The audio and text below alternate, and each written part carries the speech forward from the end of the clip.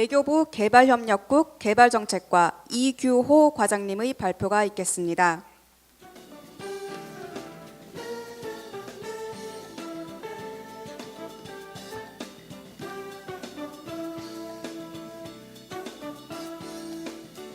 안녕하세요. 저는 외교부 개발협력국의 개발정책과장을 맡고 있는 이규호라고 합니다. 오늘은 제가 발표하게 돼 있는 게 이제 정책적인 차원에서 외교부의 개발 정책적인 차원에서 봉사단을 어떻게 바라볼 것이며 앞으로 어떤 방향으로 봉사단을 이끌어갈지에 대한 간단하게 발표를 드리겠는데요. 네, 제 PPT 안의 내용이 좀 그러니까 와서 보니까 이렇게 테크니컬한 이슈들은 그 월드 프렌즈 코리아 그 코이카에서 좀 더 깊게 설명이 들어갔고 제 후에 발표하는 박종민 팀장님 발표하시게 될 것 같고 저는 그러면 여기서 이제 저희 그 개발 협력 정책이라고 하는 큰 틀을 먼저 소개드리고 거기서 봉사단이 어떤 중요성을 가지고 있는지 간단히 설명드리겠습니다. 근데 오늘 이렇게 발표를 보면 SDG에 대해서 되게 중요한 많은 언급이 있었고 되게 중요성이 강조가 됐는데 이제 개발 협력이라고 하는 큰 국제적 논의는 사실은 SDG라는 게 있고 개발 재원에서 논의가 되고 있는 개발 효과성이라는 게 있습니다. 그러니까 SDG는 요런 그 큰 개발 협력 프레임워크를 좀 이해를 하셔야지 4대 구상에 저희 대통령님께 작년에 발표하신 외교부 정책 SDG를 이해하기 위한 외교부 정책 4대 구상에 대한 배경을 이해하시게 되고 그다음에 이제 봉사단의 역할이 어떤 게 의미가 있는지가 이해가 되는데 그러니까 SDG라는 거는 MDG 연속수상에서 뭘 할 것이냐 개발 협력이 what to do입니다. what to do 무엇을 할 것이냐고 개발 재원에 대한 논의는 그러니까 말은 뭐 돈 이런 거 같은데 그런 거보다는 개발 원조 효과성, 개발 효과성에 대한 논의가 이루어지고 있습니다. 거기는 how to utilize입니다. 어떻게 효과적으로 쓸 거냐. 그래서 원래는 2002년도에 몬트레이라고 하는 국제 회의에서 원조 효과성이라는 개념이 나왔습니다. 그러다가 파리 선언에서도 좀 더 구체화되고 2011년도에 부산 세계 원조총회에서 개발 효과성, 그러니까 원조 효과성에서 개발 효과성이라고 하는 패러다임 시프트가 일어나게 됩니다. 그러니까 여기서 여러분들이 원조와 개발의 차이를 좀 이해를 하셔야 되는데 아까 이사장님께서 연설에서도 우리나라는 받는 나라에서 주는 나라로 바뀌었다는 얘기를 하셨는데 이제는 주는 걸 넘어서야 된다는 의미입니다. 그러니까 에이드는 주는 겁니다. 그러니까 소위 말해서 옛날에 물고기를 줬다면 그 다음에 원조에서는 물고기 잡는 법을 알려줬죠. 이제는 물고기 잡는 법을 알려주는 거 가지고 안 된다는 겁니다. 뭐냐면 그들에게 그 수원국에 있는 개도국들이 스스로 고민을 해서 어떤 물고기 잡는 법을 효과적으로 할 것인가라는 고민하게 할 수 있는 역량을 키워주는 겁니다. 이제는 저희가 원조의 시대는 여전히 일방적으로 주는 거죠. 근데 그거 가지고는 효과가 없다는 겁니다. 그래서 원조는 주는 거고 개발은 주는 게 아닙니다. 그래서 훨씬 더 노동 집약적이고 훨씬 더 오랜 장기간의 임팩트가 필요한 거고요. 더더군다나 SDG가 들어오면서 다양한 분야의 이슈가 논의되고 있기 때문에 훨씬 더 복잡해지는 겁니다. 그러니까 사실 모든 분들이 SDG만을 바라보고 있는데 사실 공여국의 입장에서 봤을 때는 SDG 목표 what to do도 중요하지만 how to do가 더 중요할 수가 있습니다. 어떻게 효과적으로 우리가 개발 협력을 지원할 거냐. 그때 개발 효과성이 상당히 중요한 이슈고 그게 저희 나라에서 2011년도에 회의를 통해서 원조 효과성에서 개발 효과성으로 패러다임 시프트가 일어나는 전기가 마련된 데서 저희가 되게 의의를 갖고 있고요. 그런 의미에서 바라보시면 되고, 그러니까 이제는 원조 개발 효과성이 중요하고, 그 다음에 이제 SDG가 나왔습니다. SDG의 가장 특징은 여러 가지가 있는데 이슈 다양성도 있지만 제 생각에는 포괄적, 그러니까 원조 개발 효과성에 대해서 간단히 설명을 드리겠습니다. 개발 효과성은 뭐냐? 4대 원칙이 있습니다. 그러니까 주인의식, 수원국의 주인의식이 있어야 된다는 겁니다. 그러니까 여태까지 주기만 했으면 모기장을 주고 낚싯대를 주면 주인의식이 없습니다. 뭐 받았으니까요. 그들이 스스로 만들면 주인의식이 생기는 거죠. 그들이 스스로 만들게 어떤 걸 어떻게 만들까를 스스로 고민하게 하는 게 개발입니다. 주인의식을 높이자. 그다음에 result based, 그다음에 결과 중심의 사업을 하자는 겁니다. 이렇게 뭐 결과 중심이라는 게 또 이렇게 어떤 비저블한, 그러니까 보이는 성과가 아니라 어떤 그들의 삶을 바꿀 수 있는 결과를 나타내는 사업을 하자는 거고, 세 번째가 이제 인클루시브 파트너십에서 포용적 파트너십입니다. 이건 뭐냐면, 이것도 이런 개념이 나오게 된 배경은 예전에는 진짜 개발 협력이라고 하는 커뮤니티에는 수원국과 공여국밖에 없었습니다. 단 주는 나라와 받는 나라밖에 없었죠. 근데 시대가 바뀌면서 주는 나라 받는 나라뿐만 아니라 국제기구도 나타나게 되고 이제 시민사회도 나타나게 됐습니다. 그러니까 지금 현재 우리나라의 여러 NGO들이 저희 정부가 하는 것보다 훨씬 더 많은 재원을 개도국에 개발협력 사업을 하고 있고요. 그 다음에 또 기업이 나타났습니다. 기업의 CSR 활동. 근데 CSR 활동도 요즘에는 이제 CSV라고 하는 Corporate Shared Value라고 하는 공유가 훨씬 더 이제 그러니까 일방적으로 주는 거에서 이제 같이 공유한다라는 방향으로 바뀌게 돼 기업도 나타나게 됐고, 이제는 보험사, 뭐 연금, 이런 뭐 지분 투자 여러 방식의 금융 방식을 통해서 다양한 주체들이 나타나서 개발 협력을 하게 됐습니다. 그러니까 이 사람 공여국하고 수원국만의 프레임으로 개발 협력을 논의하기에는 이제 너무 뒤처진 시대가 됐습니다. 그러니까 이들을 어떻게 다 포용을 해서 개발 협력을 효과적으로 할 거냐 고민이 되는 거죠. 그러니까 포용적 파트너십은 여러 가지 두 가지 층위가 있는데, 하나는 개발 협력 주체라는 측면에서 어떻게 여러 주체들을 다 같이 가져갈 거냐는 측면이 있고, 또 다른 측면은 아까 정우영 본부장이 얘기했듯이 leave no one behind, 취약계층에 좀 더, 그러니까 사회가 발전할 때 취약계층, 버려지는 세대 계층을도 안고 가야 된다는 거가 있죠. 그러니까 타겟의 인클루시브를 얘기하는 거가 있고요. 그다음에 마지막으로 중요한 게 이제 뮤추얼 어카운터빌리티입니다. 그러니까 상호 책무성. 예전에는 주로 이제 뭐냐 주는 나라 공여국 입장에서 공여국의 이제 효과성만 얘기했는데, 이제는 개도국의 효과성도 얘기하고 상호 쌍방이 다 어카운터블, 그러니까 책임성 있게 원조를 주고받아야 된다라는 거죠. 그러니까 저희도 그러니까 투명하고 책임감 있게 원조를 실시해 딱 주는 것만으로 끝나는 게 아니라 좀 더 책임감 있고 원조를 가져가야 된다는 거. 이게 4대 원칙입니다. 이건 아주 중요한 의미고요. 근데 이런 틀이 바뀌는 거에 대해서 저희 나라의 개발 협력 정책도 바뀌어야 됩니다. 저희도 아직까지 저희가 사실 91년도에 코이카가 설립됐지만 사실상 저희가 본격적인 개발 협력을 한 거는 2000년도 OECD 다학을 가입한 이후부터입니다. 원조도 저희 개발 협력도 그때부터 늘어나게 됐고요. 그때부터 그러니까 소위 말해서 프로젝트, 제도국에서 하는 큰 프로젝트가 실행이 됐기 때문에 저희가 사실상 아주 신생아, 원조 공역에서 신생아 정도 수준밖에 안 되는 건데요. 하지만 코이카가 열심히 노력을 해서 많은 국제사회 평가를 받고 있는 수준까지 올라왔는데, 그러니까 저희는 여태까지 연수 프로그램, 그다음에 단순한 그러니까 인프라 중심의 원조를 해왔죠. 그러니까 보이는 거 이렇게. 근데 이거는 원조 효과성의 측면에서 봤을 때는 효과적이 못합니다. 그들에게 우리는 주기만 했던 거죠. 우리는 그들에게 그들이 스스로 뭘 만들어야 되고 뭘 써야 하며 어떻게 살아야 할지 스스로 고민하기를 하지 않았습니다. 우리가 다 해줬죠. 그게 바로 이제 개발 경험 전수라고 하는 패러다임에 한계가 있다고 저희는 좀 생각을 하게 되고, 물론 개발 경험 전수라는 게 저희한테 좋은 그러니까 개발 협력 에셋이 그러니까 자산이긴 하지만, 이제는 개발 효과성 시대에는 그걸 뛰어넘는 뭔가 다른 거를 저희가 해야 된다고 외교부는 생각을 하고 있고요. 그래서 저희 외교부는 작년에 코이카와 협력을 해서 대통령 공약 4대 구상을 만들었습니다. 그게 뭐냐면, 하나는 소녀 구상입니다. 그러니까 소녀를 타겟으로 하는 취약계층들, Leave No One Behind Inclusive Partnership 차원에서 취약계층에 저희는 소녀를 타겟으로 하는 정책에 중점을 가져가겠다.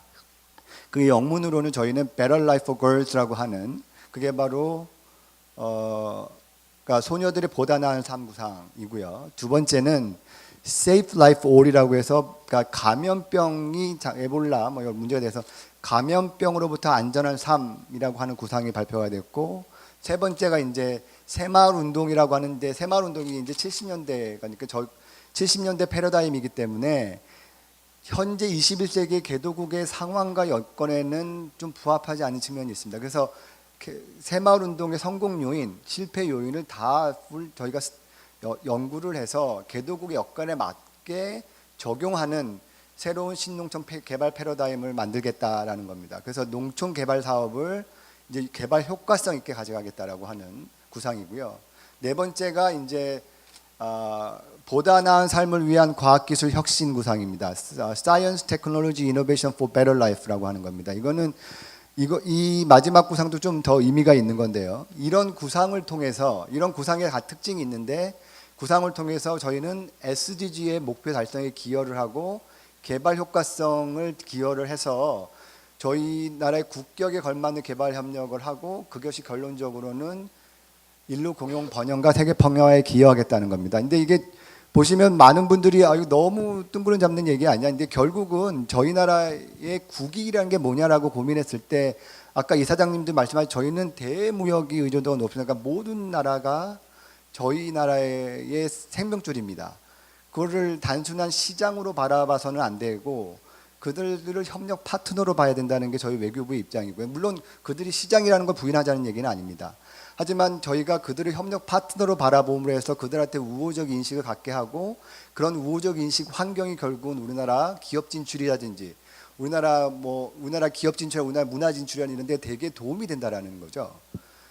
그래서 이제 4대 구상에서 간단히 설명을 드리면 소녀를 위한 보다 나은 구상은 여태까지 저희는 되게 수단 중심의 원조를 했다고 합니다. 이게 무슨 말이냐면 개도국에 교육 문제가 있다 그러면 학교 짓는 걸 했습니다. 개도국에 보건에 문제가 있다면 병원 짓는 걸 했습니다. 이게 수단입니다. 순간 이게 이제 수단이 목표가 돼버리는 상황이 되는 거죠. 근데 이거는 맞지 않다라는 거죠. 예를 들어서 어느 나라에 어느 마을에 보건 문제가 있다 그랬을 때 병원을 짓기보다는 오히려 그 옆에 마을에 보건소가 있으면 도로를 놔주고 교량을 놔주고 아니면 자전거를 주고 이런 걸 하면 그 사람들의 액세스가 늘어나게 됩니다. 이런 식으로 그 협력을 봐야지 여기 보건 문제가 있네? 보건소 져주자. 근데 그 나라에 많은 의사들이 없는 상황, 뭐 간호사가 없는 상황, 그 다음에 기자재가 없는 상황에서 하나 좋은 병원을 져준다고 해서 그게 그 나라에서 운영되지가 않습니다. 결국은 저희 나라 동부 돈을 계속 매년 사후 관리를 해야 됩니다. 언제까지 사후 관리를 해줄 수 있을까요? 그거는 예산 낭비가 되는 겁니다. 그래서 어떻게 되느냐? 그러니까 저희가 이제 취약계층의 소녀라고 보면 하나의 마을에 소녀가 있을 때 이 소녀는 취약계층인데 왜 취약계층이냐? 사회, 문화, 경제적으로 취약한 여러 가지 위험 요소가 있습니다. 보건의 위험 요소만 있다고 그것만 해결해 준다고 소녀의 임파워먼트, 권익은 상산되지가 않습니다. 소녀가 취한 보건의 문제가 있고 사회의 문제가 있고 교육의 문제가 있습니다. 이거를 좀 통합적으로 접근하고 있는 솔루션을 제공하는 원조를 하자라는 게 소녀구상의 핵심입니다. 그리고 여태까지 저희는 저희는 그러니까 병원 져주고 보건소를 져줬기 때문에 주로 거의 도시 중심의 사업을 많이 했습니다. 근데 이거는 소위 말해서 사회 경제적 효과가 그렇게 크지 않습니다. 그러니까 많은 빈곤계층의 사회 개발 협력은 기본적으로 빈곤계층에 대한 빈곤 퇴치가 목적이 돼야 되는 거죠. 근데 그들에게 수혜가 사실 가지 않죠. 그래서 저희 소녀구상의 핵심은 그렇게 포괄적이고 다층적인 접근을 취하면서 원격지에 있는 빈곤계층에 있는 소녀를 타겟으로 하겠다는 겁니다. 그렇게 되면 뭐가 필요하냐? 현지 네트워크가 필요합니다. 현지 네트워크가 필요하면 뭐냐? 그녀의 현지 시민단체가 필요합니다. 그리고 현지 시민단체가 필요하고 그 커뮤니티에 접근이 필요하려면 되게 많은 노동이 필요합니다. 그래서 그런 의미에서 봉사단이 필요합니다. 그래서 어떻게 단적인 사업으로 타업단위에서 어떻게 논의가 되냐 하면 그 소녀들의 만약에 소녀들의 어떤 역량을 키워주기 위해서는 그 소녀들 다 불러 모아서 교육시킬 수가 없습니다. 그렇게 할 수도 있겠죠. 뭐 학교를 만들어주고 할 수 있겠지만 그것보다는 거기에 있는 대표적인 NGO들을 통해서 그 커뮤니티의 소녀가 어떤 교육을 받고 있는 현황을 해서 거기 솔루션을 만들어서 그 NGO를 역량을 강화시켜서 그 NGO들이 그 소녀의 서비스를 제공할 수 있게 한다든지 그러면 거기에 봉사단 활동이 되게 중요한 역할을 하게 됩니다. 지역사회, 소위 말해서 이거 개발협력에서는 커뮤니티 베이스라는 용어를 쓰게 되는데요. 지역사회 주도, 그 지역사회가 주도적으로 자기네들 취약계층의 문제를 해결하게 하는 겁니다. 거기에 이제 봉사단이 들어가서 봉사단이 활동을 해서 봉사단이 그 솔루션을 그들이 제공할 수 있게 옆에서 도와주는 역할을 하게 됩니다.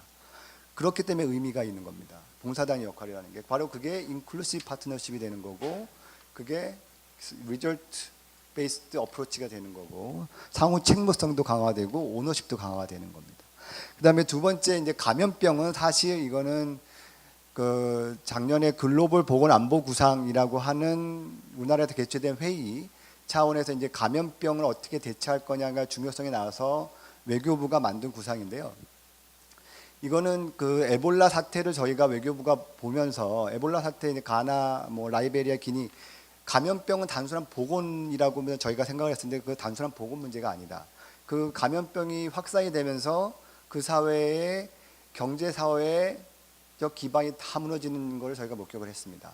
그러니까 보건은 단순한 보건 문제가 아니라 감염병이라는 거는 그 나라의 사회 경제 발전의 기반을 무너뜨리는 거기 때문에 저희 이 보건의 문제도 좀 개발 협력 접근해서 바라봐야겠다고 해서 나온 구상입니다. 이거는 근데 좀 테크니컬한 이슈가 있어서 이거는 좀 국가 실험실 체계 만들어 준다거나 그런 게 있는데 그거는 그 국가의 역량을 강화하는 쪽으로 좀 더 포커스 맞춰져 있고요.